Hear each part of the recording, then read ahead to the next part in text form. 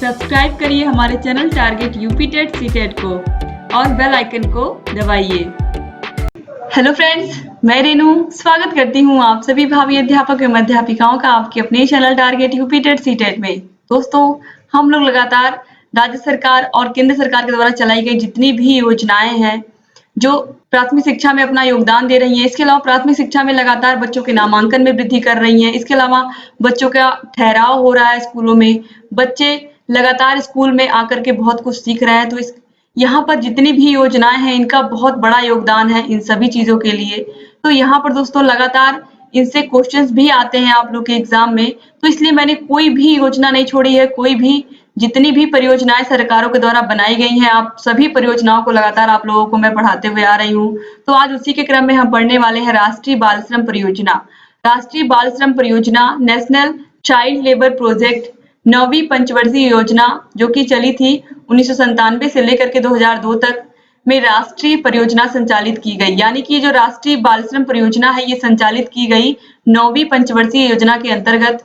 दोस्तों, राष्ट्रीय बाल श्रम का मतलब आप सभी लोगों को अच्छे से पता है कि बाल श्रमिक का मतलब ऐसे बच्चे जो 6 से 14 वर्ष के बीच के हों, वो आपको कहीं भी काम करते हुए दिख जाए। जैसे मैं अभी बताती हूँ आप लोग को, आप लोग भी इससे रिलेट कर पाओगे। आप लोग देखते होंगे बहुत सारे होटल्स में बच्चे चाय कप का गिलास धुलते हुए आपको मिल जाते हैं। बहुत सारे बच्चे ईंट भट्ठों पर ईंट बनाते हुए आपको दिख जाएंगे। बहुत सारे ऐसे बच्चे होंगे जो झाड़ू लगाते हुए आपको दुकानों में मिल जाएंगे, और बहुत सारे ऐसे बच्चे होंगे आपको जो कूड़ा बीनते हुए दिख जाएंगे, या ऐसी जगहों पर दिख जाएंगे जिस एज में उनको पढ़ाई करनी होती है उस एज में वो किसी दुकान पर काम कर रहे होते हैं, कूड़ा बीन रहे होते हैं, या ऐसे कामों में संलिप्त होते हैं कि उनको पढ़ाई से दूर दूर तक कोई नाता ही नहीं होता है। तो इस तरीके के बच्चों को किस तरीके से शिक्षा की मुख्य धारा से जोड़ा जाए, किस तरीके से उन्हें ये बताया जाए कि पढ़ाई का महत्व तो बहुत अधिक है और 6 से 14 वर्ष की पढ़ाई तुम्हारा मौलिक अधिकार है। तो यही सब चीजें समझाने के लिए, इन बच्चों को पढ़ाई की मुख्य धारा से जोड़ने के लिए और इन बच्चों का नामांकन स्कूल में कराने के लिए ही राष्ट्रीय बाल श्रम योजना बनाई गई। दोस्तों, इन मजदूर बच्चों को, यानी कि इन जो बच्चे बाल श्रम में लगे हुए थे, इन बच्चों को सबसे पहले इस परियोजना के अंतर्गत, यानी कि इस परियोजना के लक्ष्य के अंतर्गत यही रखा गया कि बाल श्रमिकों का पुनर्वास किया जाए। मतलब कि उन्हें उस जगह से वापस लाया जाए जहां वो काम कर रहे हैं, जहां पर वो लगातार केवल और केवल अपने घर के लोगों के लिए ही केवल लगे हुए हैं और उन्हें अपनी पढ़ाई से कोई मतलब नहीं है। तो ऐसे बच्चों को वहां से लाना, फिर उनके लिए रहने की व्यवस्था करना, उनको भोजन उपलब्ध कराना, उन्हें शिक्षा देना और उन्हें शिक्षा की मुख्य धारा से जोड़ना, यानी कि प्राइमरी स्कूलों में भेजने के लायक बनाना, इस तरीके से उनको यहाँ तक की शिक्षा देना। तो ये सभी चीजें राष्ट्रीय बाल श्रम परियोजना के अंतर्गत आती हैं। किस तरीके से बच्चों को इस तरीके से बनाया जाए कि जो बच्चे हैं वो शिक्षा की मुख्य धारा से आए। और दोस्तों, बहुत सारे ऐसे बच्चे मिल जाएंगे आपको जो हॉस्पिटल्स में काम करते हैं, जो हॉस्पिटल में झाड़ू लगाते हैं, प्राइवेट हॉस्पिटल की बात मैं कर रही हूँ। ऐसे बहुत सारे बच्चे हैं। इसका मुख्य रीजन केवल और केवल यही नहीं है कि ऐसा नहीं बच्चा शौक से जा रहा है काम करने। आप सभी लोगों को पता है कि बच्चे के घर की स्थिति नहीं सही है, इस वजह से वो जा रहा है काम करने। कहीं ना कहीं कभी कभी बहुत सारी चीजें हमारे समाज में होती हैं जिनके विषय में अच्छे से हम लोग जानते हैं। खासकर मजदूर वर्ग में अगर मैं बात करूं तो ऐसे बहुत सारे बच्चे होते हैं जिनके फादर ड्रिंक करते हैं। घर में अक्सर कलह लड़ाई झगड़े होते रहते हैं माता पिता के बीच में। तो ऐसे बच्चे भी कहीं ना कहीं मजदूरी करने लगते हैं। कम उम्र में ही वो स्कूल नहीं जा पाते हैं क्योंकि घर भी चलाना होता है। घर में भी आप सभी लोग को पता है कि 2 वक्त की रोटी बहुत महत्वपूर्ण होती है। तो कहीं ना कहीं कुछ बच्चे, ऐसा नहीं है कि हर बच्चा चाहता है वो स्कूल जाए, हर बच्चा चाहता है स्कूल में जा करके पढ़े, अपने दोस्तों के साथ खेले, टीचर के द्वारा बताई गई बातों को याद रखे। लेकिन सभी बच्चों के घर की सिचुएशन ऐसी नहीं होती है।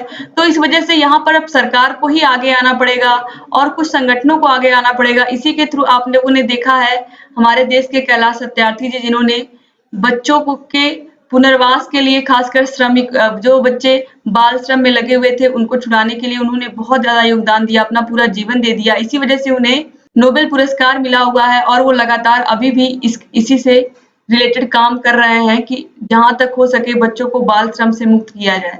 तो यहाँ पर दोस्तों, यहाँ पर बताने का मेरा उद्देश्य यही था कि केवल और केवल सरकार ही नहीं कर सकती है, बल्कि हम और आप मिल करके भी इन बच्चों को, इस मजदूर वर्ग से मुक्ति दिला सकते हैं और उन्हें शिक्षा की मुख्य धारा से जोड़ सकते हैं।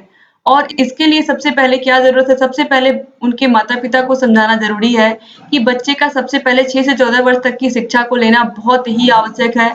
और अगर वो शिक्षित नहीं रहेगा तो उसको आसानी से कोई भी उससे पैसे ऐंठ सकता है या कोई भी उसकी ईमानदारी का फ़ायदा उठा सकता है। तो किस तरीके से बच्चे को ये चीज़ें सिखाई जाएँ कि उसके अंदर थोड़ी होशियारी आ जाए, थोड़ी बुद्धिमानी आ जाए, तो ये सब चीज़ें उसको स्कूल में मिलती हैं। तो स्कूल आना बहुत ज़रूरी है बच्चे के लिए। तो कहीं न कहीं ये सभी चीज़ें उनके गार्जियंस को समझानी पड़ेंगी। फिर सरकार को भी इसके लिए आगे आना पड़ेगा कि किस तरीके से ऐसे बच्चों के लिए सरकार पुनर्वास की व्यवस्था करे और बाल श्रम की जो समस्या है उससे पूर्ण रूप से बच्चों को आज़ादी मिल जाए।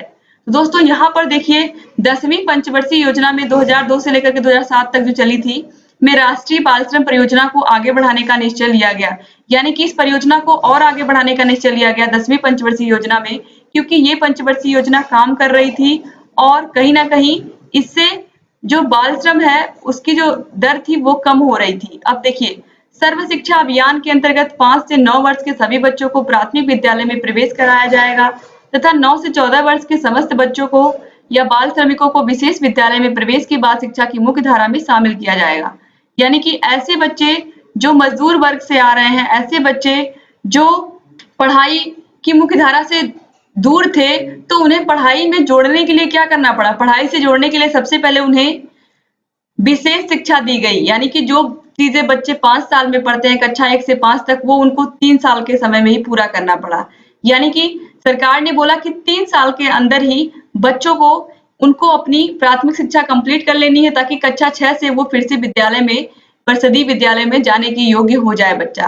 तो ये कोशिश की गई कि बच्चों को किसी भी तरीके से उनको मुख्य धारा में हर हाल से शिक्षा की मुख्य धारा में जोड़ा जाए। अब प्रारंभ में राष्ट्रीय बाल श्रम योजना में 100 जनपद आच्छादित थे। यानी कि शुरू में केवल और केवल 100 जनपद 100 जिलों में ये योजना स्टार्ट की गई थी। उसके बाद देखिए बाल श्रम समस्या के उन्मूलन के लिए यह भी आवश्यक है कि आज जनता इसके प्रति जागरूक हो। जब तक हम, आप, हमारा समाज जागरूक नहीं होगा तब तक ये जो बाल मजदूरी है, बाल श्रम है, ये खत्म नहीं होगा। तो इसीलिए हमें भी अपने आसपास ये देखना चाहिए कि ऐसे कोई लोग मिले तो हम तुरंत इसके लिए जो भी एनजीओज काम करती हैं उनसे संपर्क करें बच्चों की देखभाल के लिए, या फिर सरकार के द्वारा बनाए गए कार्यालयों में हम संपर्क करें कि आखिर में क्यों इन बच्चों से बाल श्रम करवाया जा रहा है, इसका क्या रीजन है और अभी पढ़ने की उम्र है तो ये बाल श्रम क्यों कर रहे हैं। इसके बाद देखिए विशेष विद्यालयों में अधिक से अधिक 3 वर्षों तक प्राथमिक विद्यालयों का संपूर्ण पाठ्यक्रम पढ़ाया जाता है। इसके बाद दोस्तों बाल श्रमिकों के उम्र के अनुसार उपयुक्त कौशल और व्यावसायिक प्रशिक्षण दिया जाता है। यानी कि इन बच्चों को केवल और केवल स्कूल में ला करके केवल स्कूली शिक्षा ही नहीं देनी है, बल्कि इन्हें उपयुक्त कौशल देना है, स्किल सिखानी है और व्यावसायिक प्रशिक्षण देना है। ऐसी चीजें सिखानी है, ऐसे लघु उद्योग सिखा देना, कुटीर उद्योग के बारे में सिखा देना है कि बच्चे कोई भी बिजनेस, अपना कोई भी व्यवसाय आगे चल करके कर सके, कि उन्हें किसी के आगे भी हाथ ना फैलाना पड़े और वो भविष्य में जा करके अपना खुद का भी व्यवसाय कर सके। तो इस तरीके से इन बच्चों को शुरू से ही स्किल सिखाए जाने लगे। इसके बाद देखिए विशेष विद्यालयों में पढ़ने के बाद आशा की जाती है कि बच्चे 6ठी कक्षा में प्रवेश पा जाएं। यानी कि विशेष विद्यालय में पढ़ने के बाद उम्मीद की जाती है कि ये बच्चे अब कक्षा 6 में प्रवेश पा जाएं, क्योंकि उनको अपनी प्राथमिक की शिक्षा केवल 3 वर्षों में कंप्लीट करनी होती है ताकि वो शिक्षा की मुख्य धारा से जुड़ सके। और जब वो शिक्षा की मुख्य धारा से जुड़ेंगे तो निश्चित रूप से वो समाज में भी अपना अच्छा योगदान देंगे। इसके बाद देखिए बच्चों को अनुपूरक पोषण के साथ स्वास्थ्य देखभाल की भी सुविधा प्राप्त है। यानी कि जो राष्ट्रीय बाल श्रम योजना है इसके अंतर्गत बच्चों को अच्छा खाना भी मिलेगा, अच्छे स्वास्थ्य की देखभाल का मतलब समय समय पर उनका रूटीन चेकअप भी होगा, उनकी स्वास्थ्य की देखभाल भी की जाएगी। तो इस तरीके से वहां पर उनको खाना मिलेगा और उनके स्वास्थ्य की भी देखभाल होगी, उनको पढ़ाई भी कराई जाएगी। तो यहाँ पर कोशिश की गई इस योजना के अंतर्गत कि सभी बालकों को समान रूप से शिक्षा मिले, चाहे वो किसी भी वर्ग से आते हों। अगर वो बाल श्रम में लिप्त हो तो उन्हें बाल श्रम से, बाल मजदूरी से आजादी दिलवाई जाए और उन्हें शिक्षा की मुख्य धारा से जोड़ा जाए, क्योंकि किसी भी माँ बाप के लिए सबसे पहले उसके बच्चों को पढ़ाना बहुत जरूरी होता है। और यही इस योजना का उद्देश्य है कि सबसे पहले बालक पढ़े और बाल मजदूरी जो है ये बच्चों के लिए अभिशाप है, इससे बच्चों को मुक्ति दिलाई जाए और प्रत्येक बच्चा शिक्षा की मुख्य धारा से जुड़े। और लगातार जब वो शिक्षा की मुख्य धारा से जुड़ेगा, हर बच्चा पढ़ाई करेगा तो निश्चित रूप से वो देश भी बहुत आगे जाएगा, जहाँ के बच्चे, सभी बच्चे पढ़े लिखे होंगे, कोई भी अनपढ़ नहीं होगा, कोई भी ऐसा बच्चा ना मिले जो कुछ भी ना जानता हो पढ़ाई के विषय में, तो वो देश निश्चित रूप से बहुत ही आगे जाएगा। तो इसी को देखते हुए राष्ट्रीय बाल श्रम परियोजना हमने पढ़ी। अब इसके बाद हम अगले चैप्टर में पढ़ेंगे मिड डे मील योजना। सरकार द्वारा चलाई गई स्कूलों में बच्चों को खाना देने की, ये बहुत ही महत्वपूर्ण योजना है। मैं दोस्तों आपको इसी वीडियो में बता दे रही हूँ कि उसको आप लोग जरूर पढ़िएगा। कल का चैप्टर वो बहुत ही इंपॉर्टेंट है और उससे एग्जाम में बहुत क्वेश्चन बनते हैं।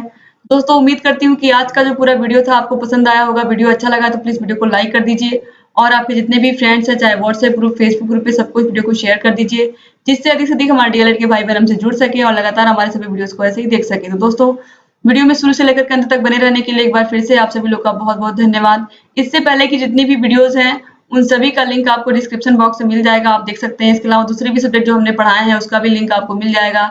आप हमारे टेलीग्राम ऐप से भी जुड़ सकते हैं। टेलीग्राम चैनल का लिंक आपको इस वीडियो के नीचे डिस्क्रिप्शन बॉक्स में मिल जाएगा। इसके अलावा आप टेलीग्राम ऐप पर टारगेट यूपी टेट सीटेट को सर्च करके वहां से भी हमारे चैनल को प्राप्त कर सकते हैं और सभी वीडियोस को देख सकते हैं। तो दोस्तों एक बार फिर से आप सभी लोगों का बहुत बहुत धन्यवाद। ऐसे ही हमारे चैनल से बने रहिए और सभी वीडियोस को देखते हुए रहिए। जय हिंद दोस्तों।